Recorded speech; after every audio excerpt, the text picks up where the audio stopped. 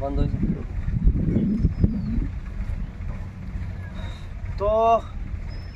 আমাৰ 10খন গাঁও ইতিমধ্যে কৰ্তন হৈছে আমাৰ নলবাৰী সমষ্টিৰ পৰা BTCত অন্তৰ্ভুক্ত কৰিছে তো BPF কৰ্মীলৈ এটি ভাল খবৰ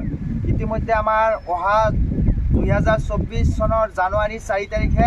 BPFৰ এক বিশাল মিটিং আমি ইতিমধ্যে আয়োজন কৰিছোঁ তাত জয়নিং প্ৰগ্ৰাম হ'ব আৰু আমাৰ 10খন গাঁৱৰ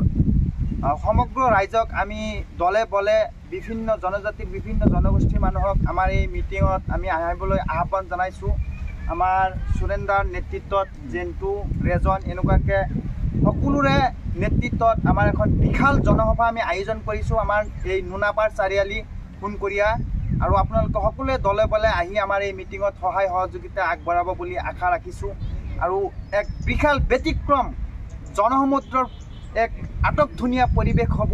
এই জানুৱাৰী 4 তাৰিখ আমাৰ হাগ্ৰামা ছাৰ আহিব BTCৰ চিফ প্ৰাক্তন চিফ আৰু তেখেতৰ মানে ব্যতিক্ৰম ভাষণ আপোনালোকে শুনিবলৈ পাব